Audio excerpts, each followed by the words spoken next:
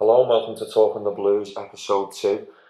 In this week's edition, I'm joined by Greg, fellow Evertonian, who's joining me on these podcasts. After we initially launched them 2 weeks ago, we got some decent feedback, so it's something we're going to try and do on a regular basis. As I said in the previous pilot episode, we're looking to get other Evertonians involved, so feel free to get in touch and maybe we can start something up. In the meantime, myself and Greg are just going to have a bit of a chat about the Arsenal defeat, a bit of the fallout. We're going to listen to what the manager had to say after the game and going to look ahead to the rest of March. Obviously, there's a lot of disappointed Evertonians out there, and us too are both the same. We've sort of been trying to come to terms with the fact that we're out the cup again, and the wait goes on, as they say. And it was really disappointing because of the way the game was built up, wasn't it? On Saturday, we all went there in positive frame of mind. Yeah, I know. I just thought, everyone expecting us to get, a good cup run year in, year out. And it's strange, I just think this year, like last year, I think the teams who we could have been playing in the next round, perfect for us. Yeah. But we just seem to falter at the, last hurdle always. Well, that's it. I mean, you see the semi-final draws yesterday, and you can't help but feel disappointed. Obviously, the Arsenal draw was a tough one, but I'm more disappointed just because the way we've gone to the Emirates this season, we've gone to other places, and even when we've been beaten like by Chelsea and Spurs lately, we've controlled the game, but we just couldn't do it against Arsenal. No, I mean, once they scored the first goal, and I was for Lukaku getting one back, I thought, get in. I actually shouted the house down, and then it just seemed to go downhill after that. We sort of came back into it. I mean, the opening goal, it was like a sucker punch, really. But as you say, Lukaku scored. It was more like against the run of play, but then we had a goal. But then before you knew it was half time, and as you say, second half, it just, I don't know, we had that glorious chance, didn't we? Well, I mean, even at the set when I was watching on the telly, that Peter Reid and that was saying there was nothing in it between the two teams. No one was really dominating the other side. You know what I mean? And we had everything to play for, but we just didn't seem to capitalise on going possession. level. No, I mean, we went level, but as you say, we failed to capitalise. We had that one chance. There was only one chance of note, really, where Barkley blazed over. Yeah. If we were going to score, it was going to come from Barkley and Lukaku, and I mean, they showed that first half on the counter attack, but it was, and then obviously they went up basically not long after that Barkley miss and got the penalty, and it was a bit of a soft tackle, wasn't it, from Barry? Yeah. I mean, he's been solid for us since signed him on loan, but he has. I can't fault him really. I just think it's just one of those things that's happened. You know what I mean? We're just going to have to knock it down and get on with it. We've got a few players who seem to dip in and dip out of games recently, and whereas Barry's probably one of the more consistent players. I just not watching him play. He's been quality. I mean, we're drawing on his mistake there, but I mean, we got beat 4-1, and as a team, I don't think we were good enough. But he made the challenge. Arteta put away the pen, and then he put away another pen past Robles, who seemed to be sprawling on the floor. But I mean, there's two people there who I've read a lot of people on Twitter having a go at Martinez's decision to include Robles, and also I had a bit of a go at Arteta myself because I don't know, he's changed, hasn't he? Well, I mean, people say he's changed, but I remember when he was on Football Focus saying, I'm not going to leave Everton, and then the next day he's off to the Emirates, you know what I mean? So I remember that as well. I think that comes down to a lot of the club maybe as well. I don't know who's to blame, but he acted like a bit of a divvy, didn't he, rolling around, and then Ray Baines put the ball out, and our fans were bound to not be happy with that. But it's just the way he's very theatrical. He seems to go a bit over the top when he plays against us. I mean, when he scores, if he's going to celebrate, he's going to celebrate. I couldn't care less, to be honest. But I thought he showed a lot of just whinginess, really. But anyway, he had the last laugh. He scored the penalty, and then, as they say, the rest was history, wasn't it? Because after that, it's like got the two. So I know it's just hard though, isn't it? 'Cause you do sort of, you're always wishing that we'll get to the final, and we could play Hull We or could- Sheffield United or look at the semi, exactly. Wigan, whoever it was going to be. But you know what I mean? It's like all hindsight, isn't it? And the same thing last year, though. Yeah, Wigan, You know, the Wigan defeat. We were watching, weren't we, in the pub, and it was like, Exactly. I remember the Wigan defeat, and I actually didn't go that game last year, but I was absolutely fuming. But as there I was say, no guarantee that we would have beat Man City in the final. That's the whole problem, Exactly, isn't it? For Everton, it's like the opportunity's there, but we end up just not. Who's going to turn up? Exactly. I mean, I think that's where being an Evertonian is epitomised by just being a Blue. You're built up by a lot of things and then knocked right back down again. And although Everton sort of drew level and had a bit of a go on Saturday, they lacked the fight, the composure, the desire that we've seen this season, and that was where I was more disappointed. I think what the manager says is probably right, which we'll go through his comments in a minute, but he's probably right in what he says about I wouldn't take much attention to the scoreline. Obviously we were beaten, but if we were beaten 1-0, it's all the same result, isn't it? Because we were out the cup.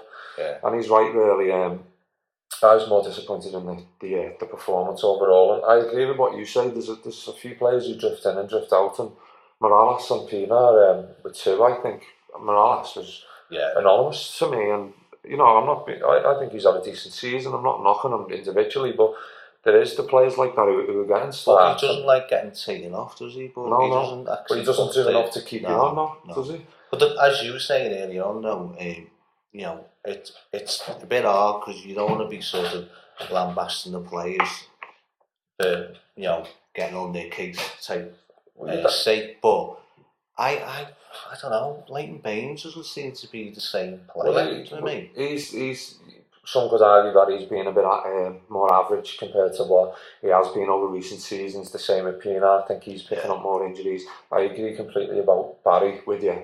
The defence and Robles, that was a questionable decision. I don't like him at all, and I've always had this problem with Everton goalkeepers that whoever's the second goalkeeper, you just don't seem to be.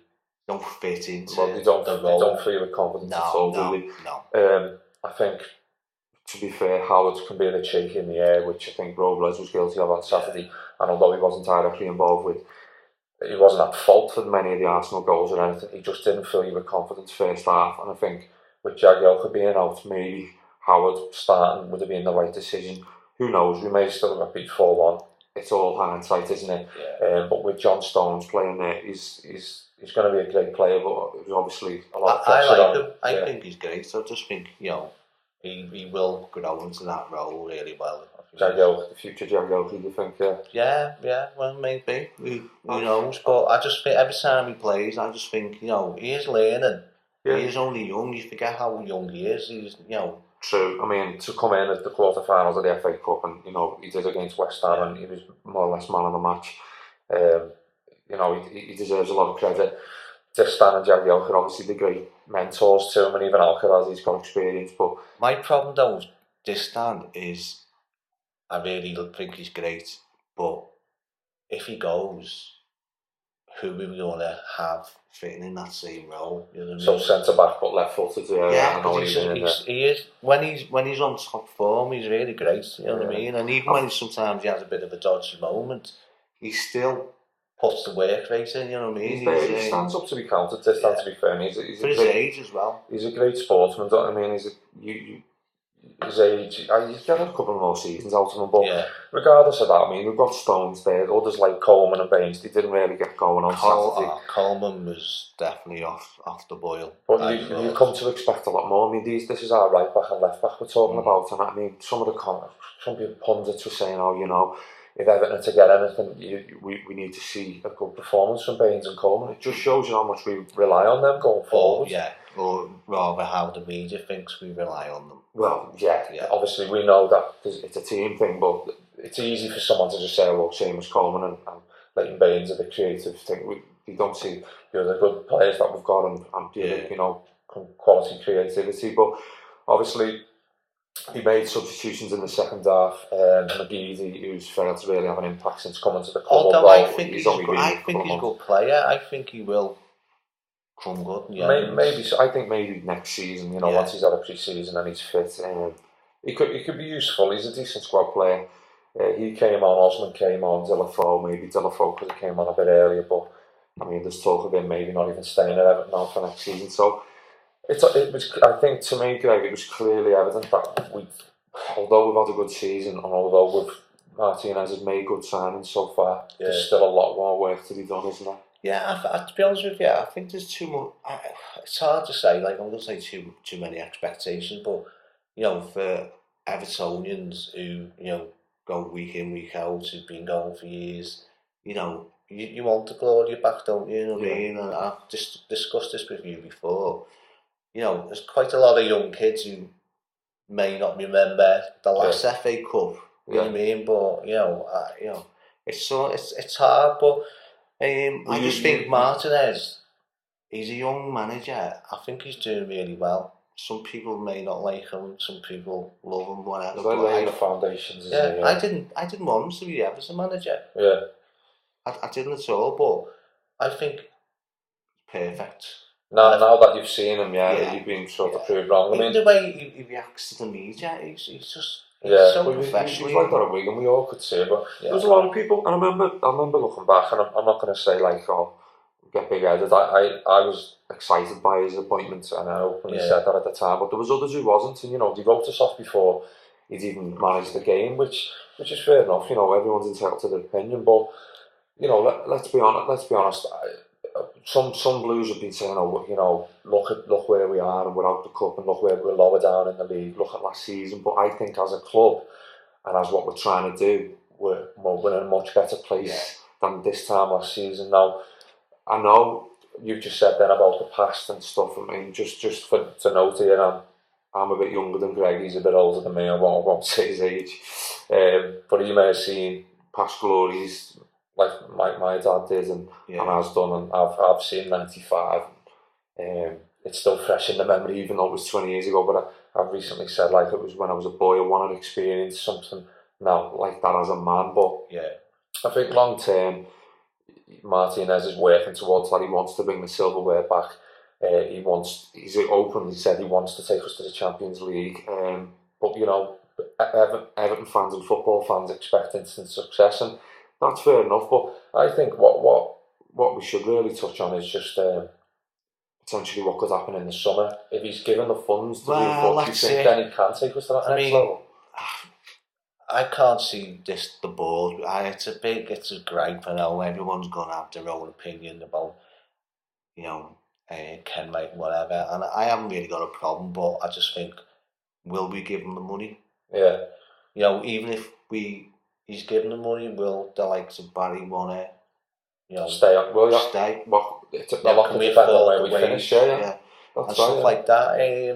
There's quite a few things that I'm going to have to. Well, the board and Martinez are going to have to iron out anyway. You know what I mean? It's quite a lot of money we need to take us. I mean, it's everything. The next level. We need a striker of our own, don't we? Let's be honest. And good strikers cost money. We can't just keep getting loans. No. But he was one player that we missed out of the assessment really from the Arsenal game before, but the likes of him and Barkley, I'm talking about James McCarthy, Seamus Coleman, we did touch on John Stones. Look at those players and look at the manager that we've got and who's embracing youth and who's got enthusiasm for youth and that sort of talent. And I think if we can keep the core of them at the club, you bring a few more of them in potentially in the summer. I mean, if you could keep Barry and alongside McCarthy, you know what I mean, I think they'd be really great. But I just can't see Barry staying. And slightly going back to the game, actually, what we were talking about. If Everton had got beat 4-3, I'd have been happy. At least we tried. But I just think once the penalty went in, and then, we sort of allowed them, didn't we? Obviously, you commit men forward and then you get caught on the break. But I think compared to recent weeks, even when we went to, I think, Chelsea and when we went to Spurs, we had a go. We did have a go. And I know we got beat, but we had a go. Whereas at Arsenal, I don't think we really had a go. I think I went there massively overconfident, and I was looking back to the game in December, but I think maybe I concentrated on that too much. I was just thinking the fact that Arsenal have been beaten, hadn't they, in the Champions League. Then they got beat by Stoke, By Stoke, yeah. You know what I mean? And yet they were there for the taking, I thought. But then Ozil has a good game and he's been off the boil lately. Yeah. He don't play the first choice striker, but he ends up coming on and scoring two off the bench. Yeah, I know. But it's one of them. Without the cup, and one positive though about the game was the Everton fans, the voice. You could hear them. Well, they deserve more than they. You know what I mean? All that was made about the allocation, but our fans, I mean, I think they deserve more, don't they? They deserve more of a performance than that, should we say. I'm not saying they haven't had that this season, because we have had some great away days, some great memories and some great results, but the fans were fantastic. I mean, but part of me, I am the minority, but I just think, all right, without the cup, concentrate on the league now. You know what I mean? Because I just think, although everyone does want to win, get a trophy in the cabinet and all of that, it's sort of mixed emotions. I see what you mean, isn't it? To me, it sounds really weird, but I was talking to my mates on the weekend. I just said, I want to be above. Everyone wants to be above Liverpool, obviously, but that may not happen. But the point being is that I want to be above Man United and Moyes. And I know that sounds. Let's look at Spurs. They're not a great side, are they? Yeah, they got beat by Chelsea, didn't they? They got slammed. They're losing points as well. Yeah. I was looking at the table before, Greg, to be honest. We've dropped against teams like we shouldn't have done. You know what I mean? The Stokes, the West Brom's aways. I drew on them in that first podcast on here. I thought I was more disappointed at them results rather than the Chelsea defeat and the Spurs defeat, because I can take heart from them. Whereas them draws against sides that I thought we should have been brushing aside really were disappointing. But maybe you're right. The manager actually draws on this in his interview, which we'll listen to in a moment. He's telling us players to focus on the league push now, and we'll come back to it in a minute about the upcoming games, but we'll just listen to what the manager had to say after the match when he was talking to Everton TV. Roberto, first of all, how are the lads responding after Saturday? Well, you know that we got a very responsible group of players, and everyone is sharing the hurt of being out of a tournament that we wanted to go all the way. But when the dust settles and you can look back at the performance, I can be very, very satisfied in the manner that we presented a real fight for 70 minutes. I thought the game, being away from home against a top team, we were well in the game, and the margins were very small. Unfortunately, I think there are aspects that we need to learn from that performance and make sure that we carry on developing and carry on growing and learning for those experiences. But is a real disappointing feeling that I'm happy to see, because the players really care, and everyone at the club is been very hurt by the result, and that's something that you want to see as a manager. The truth is that now we need to switch our concentration into the league, which we've got 33 points to fight for, and as you can imagine, is an essential moment of our season.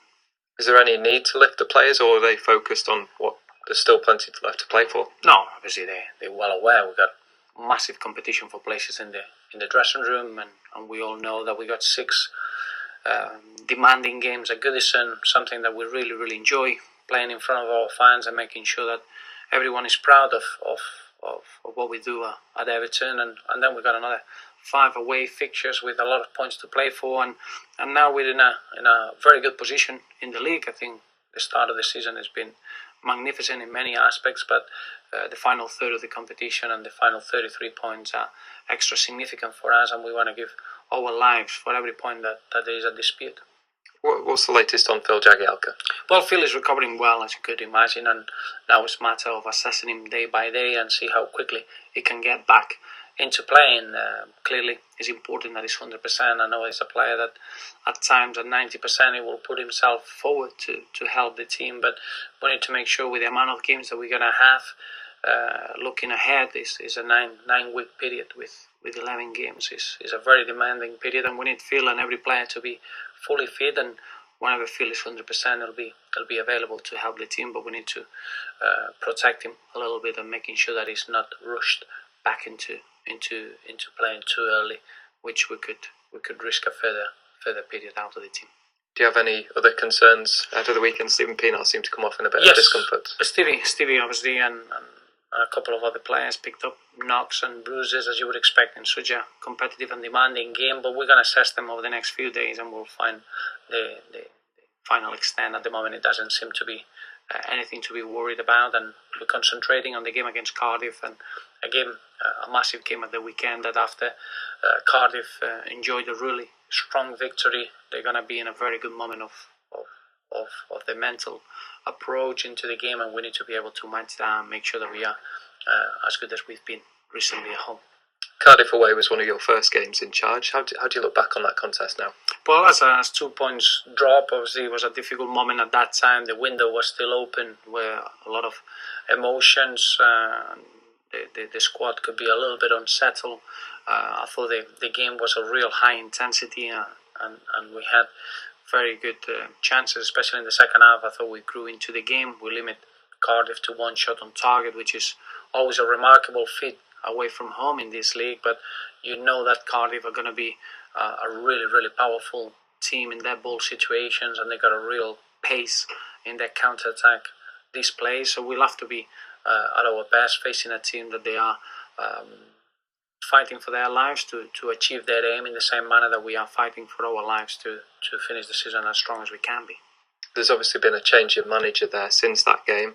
How do you see mid-season change for a club, for players? It must be very difficult. It is, yeah, it is. I think it's hard to see. It's very, very rare that you get a real improvement for the long term. Sometimes, as you know, dressing rooms get shaken up, and the short term you can get a reaction or a positive reaction, but it's very, very rare to see a change that it affects in the good way for the long term. Obviously, that's the modern game football, and sometimes we get those sort of decisions and reactions. Overall, you don't want to see those sort of changes, and I don't believe that quick turnarounds of a manager is going to give you a long-term success unless you appoint the right man. It depends in every situation, obviously, and every football club has got internal issues that they know if a decision can become right or not. But from the outside, if you ask me, nothing gives you more success in the long term than good stability and work with a real strategy to try to improve and become a good side and a good football club. You mentioned those 6 remaining home games. 2 of those come back-to-back against Cardiff and Swansea. Is that a comfort for you? Well, no.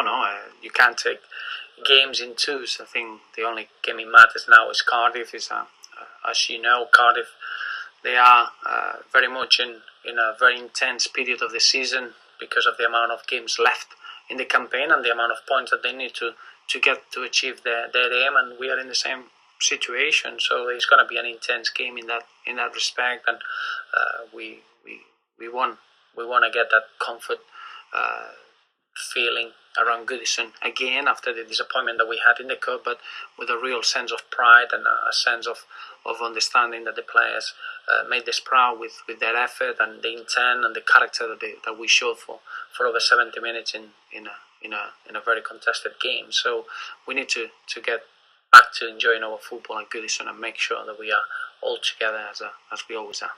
We've got Newcastle away and Fulham away within 5 days. Yeah. Again, 2 teams who, Newcastle 1 minute he thinks they're going to win the league, the next minute they're calling for his head, the next minute he's headbutting the opposition. Well, it'd be nice to see Martinez do that to Parge. Big dunk. Dunk off the bench. Yeah. You know, headlock. But we've got them, and then Fulham, they're awful, aren't they? So you'd expect us to go there and turn them out. Well, I say expect us, you'd like to think we could go there. What would you do if we lost every one of those games, though? Well, I mean, I wouldn't start calling for the manager's head like some fans, but obviously I'd be disappointed. Do you know what, though? I'd be more disappointed because of all the hard work they put in before December. Yeah, well, that's it. It's fallen away, but let's be honest, the injuries have had a toll. January and February struggled, but we're coming through it. We're still, I know we're out the cup now, but we're still in the mix in the league, and we can't be defeatist saying, we're going to finish 7th. Alright, if we do finish 7th, and we do only stumble our way to the end of the season, I'm happy with the way Martinez is trying to build things. I know other fans want instant success, and they'll say I'm ridiculous for saying that, but I'm happy at the moment, and I know where I'd rather be. here with this Everton now than rather 12 months ago. Yeah. So I'm happy with that. But that's not to say I'm not happy with us finishing the season on it. I want us to go. I want us to get as many points as possible. But so does the manager, so does all the other fans, and so does the players. I think they can do it. All I'm saying is, we've got to be realistic that there could be some games where... Because this season being topsy-turvy. Anyway, some teams are playing crap and then they win. Exactly. Against, like top sides, and well, where's that come from? Well, the Stoke one against Arsenal, City beating Spurs, Tonkin and Arsenal. People are scoring goals, aren't they? I mean, Liverpool have had a decent season. Chelsea are top of the league, aren't they? Arsenal. They always. Man City win. You think? Yeah. Well, they've got 2 games in hand on Chelsea, haven't they? Or maybe even 3 games in hand, and he's got the old man games going, Mourinho. But be honest with you, to me, no matter where we end up, we're not at the bottom of the league. And as far as I'm concerned, loads of media are writing us off because we had Martinez as new manager. Well, some of the Evertonians are writing us off, to be fair, Greg. But, so. You know what I mean? Whatever we do this season.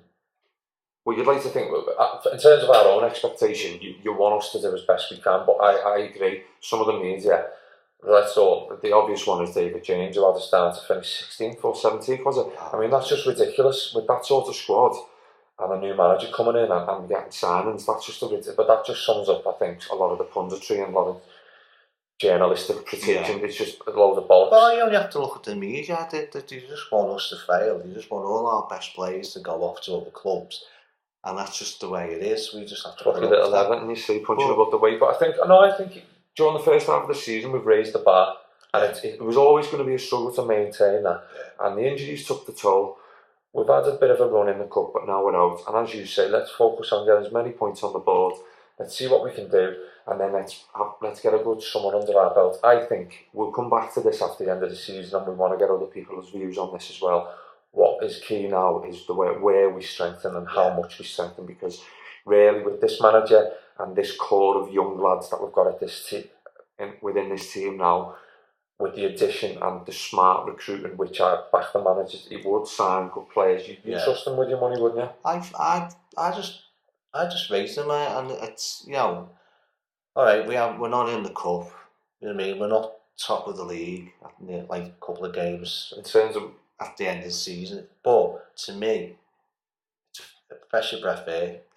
You know what I mean. A breath of fresh air. Yeah, it is though, isn't it? I mean, well, you said yourself at the time it went a bit stale under Moyes, and I was a Moyes fan. You like Moyes. What's happened since has happened since. Yeah. But you've openly just said then you didn't want Martinez as the manager. A lot of Blues didn't. You've openly just said then a lot of people got us off. It was only because, he was Wigan's manager, and that sounded really rubbish, but then when they were banding about the likes of Sam Allardyce and all like that, I was like, it's a manager for... No there was a few strange links, wasn't but then you had a lot of people saying, I want that foreigner, I want that Pereira and all that. Yeah. But did actually anyone know anything about them? I mean, at least we knew a little bit about Martinez. He'd been in the Premier League. I know he got relegated, but I'm glad that he's basically outwitted the people who as soon as the summer came along and they were off to America and we had some good results. It was a feel-good factor though, wasn't it? Yeah. But it was really... It was good. He had the players actually playing. I don't know, Moyes just made...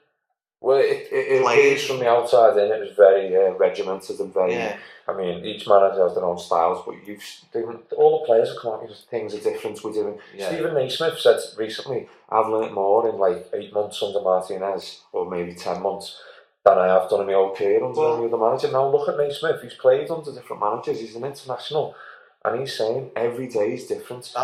I'm glad you mentioned Naismith, because I am a fan of Naismith, and I've heard loads of fans come out the ground, moaning about him, and early on the season. But I just think he's really great, and like Martin said in an interview the other day, he's one of the most intelligent players. He's has to. Which speaks volumes, doesn't it? I mean, I'd like to think the manager. He's always positive. He's always full of praise. Like he's talking in that interview there about Lukaku getting 2 goals and 6 up. Lukaku is that. He's like, right, I'm in form. Yeah. Naismith, he is. We always have a scapegoat at Everton, don't we? Yeah. And Naismith. Let's look back over the years. We've had too many to even list. But over the years, we've gradually got rid of them, and we've got rid of the dead wood, shall we say. Yeah. But we can't class Stephen Naismith as that anymore. He's shown this season that if given the chance, he'll work his arse off and he will get goals. That's the thing about him. My only worry is he's saying it's his sort of super sub, and that's, you know, I think he deserves more than that. But I think Martin, as a player, you know, he knows the player. He knows where to play him and when to play him, and that's the thing. I think because all fans, when we're getting beat and it's like the last few minutes, everyone's gonna moan, oh, why have you brought him on? Why have you done this? But his substitutions have been good this season. But that's another thing. Think, you know, I don't know. I just like Martinez. I think he's like, you know, as you say, he's a breath of fresh air. It could have been a lot worse. Let's face it. We could have been at the bottom of the division. We could have had a crap manager and no money. He's come in. He's embraced the position. He's embraced, you know, his new ideas. He is implementing his new ideas and his vision, isn't he? But it's now whether his employees are going to match it, though. His employees need to match his ambition, and if he wants to kick on, otherwise we'll find ourselves sitting here doing another one of these in 12 months, and we've just fallen short again. So, you know, let's just see what happens in the summer, and we can come back to it. For the moment, as you said about Naismith there and where to play him, and that I think that'll be if the Palace game's rearranged for next week, midweek, you'll see the whole squad get utilised. You will. You might see Jagielka start one game, Stones another. Alcaraz might come in. Morales, Pienaar, Naismith, McGeady. They'll all Naismith, they'll all get starts. Well, he's only been a fitted start. I know he's been injured and stuff like that, but I just don't. But anyway. Well, we've gone on a bit there. We're nearly approaching the 40-minute mark, which is obviously quite lengthy listening. But I hope you enjoyed it. It's just two Evertonians having a chat. There are our opinions. We'd love to hear your feedback and your thoughts following the Arsenal defeat. We're very much involved on Twitter, and we can read and see what you're actually saying. So I'd like to be a bit of feedback and maybe get a bit of audio from you in the future too. So. As I said earlier, we're going to look to try and get other Blues involved, and I'm going to try and arrange interviews and things. I'm not actually interviewing players and stuff, but actually interviewing fans and getting their thoughts on all of the things that we've discussed and much, much more. The Everton board, the Everton manager, the current crop of players, what's happened this season. There's always a lot to discuss about Everton. So we hope you enjoyed listening. The second edition of Talking the Blues, and we'll be back next week to talk about the Cardiff game, potentially the Crystal Palace game, where we'll schedule it in which fits around the game so we can try and fit in as much as possible. So for now, thanks for listening, and goodbye.